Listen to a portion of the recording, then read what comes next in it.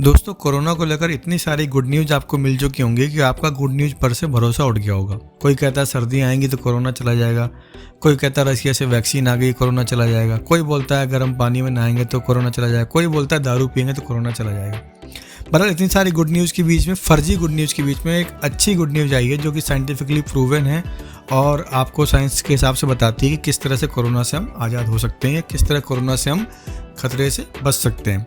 भारत में हुए अपनी तरह के पहले सर्वे में पता चला है कि पुणे में कोरोना वायरस से संक्रमित कम से कम 85% लोगों में एंटीबॉडीज मिले। इसका मतलब ये है कि उनके शरीर में वायरस से लड़ने की क्षमता विकसित हो गई है।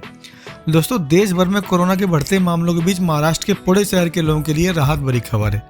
दरअसल यहाँ के 5 इलाकों में सर्वे में शामिल लोगों में से 80% लोगों में प्रोटेक्टिव एंटीबॉडीज होने की पुष्टि हुई है। यानी पुणे शहर के 5 इलाकों के लगभग 1700 लोगों में सीरो सर्वे किया गया था, जिसमें यहाँ हर्ड इम्यूनिटी होने की बात सामने आई है। दोस्तों, ये वही इलाका है जहाँ पर कोरोना संकट के बीच में हॉट स्पॉट माना गया था और यहाँ के लोगों के बीच में जो हर्ड इम्यूनिटी डेवलप होने की बात सामने आ रही है, ये बहुत हद तक गुड न्यूज़ है, पॉजिटिव न्यूज़ है।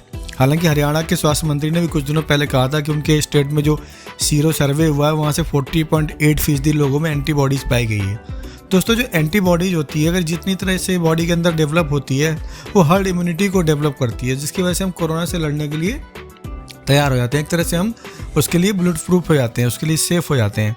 अब आप सोच रहे होंगे सीरो सर्वे क्या होता है। तो सीरो सर्वे एक्चुअली एक तरह का सर्वे ही होता है जिसके तहत आबादी में संक्रमण के प्रसार का पता किया जाता है।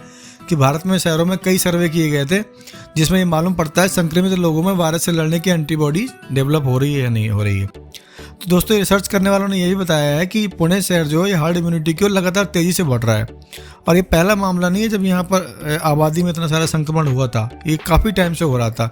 इसी वजह से यहाँ के लोग ठीक होकर हर्ड इम्यूनिटी डेवलप कर रहे हैं।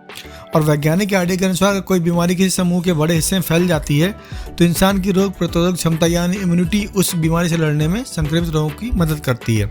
जो लोग बीमारी से लड़कर पूरी तरह ठीक हो जाते हैं वो उस बीमारी से इम्यून हो जाते हैं, यानी उनमें प्रतिरोधक क्षमता के गुण विकसित हो जाते हैं और इस बीमारी से लड़ने के लिए वो मजबूत हो जाते हैं। इम्यूनिटी का मतलब यह है कि किसी व्यक्ति को संक्रमण हुआ और उसके बाद उसकी रोग प्रतिरोधक क्षमता से वायरस से लड़ने के खिलाफ सक्षम एंटीबॉडीज तैयार हो गए और जैसे जैसे लोग इम्यून हो जाते हैं वैसे वैसे संक्रमण के फैलने का खतरा कम हो जाता है। तो पुणे से तो गुड न्यूज़ आई है, लेकिन गुड न्यूज़ हमेशा तब मानेंगे जब पूरे देश से गुड न्यूज़ आए और उसके लिए सब लोगों के अंदर हर्ड इम्यूनिटी डेवलप होना बहुत ज़रूरी है।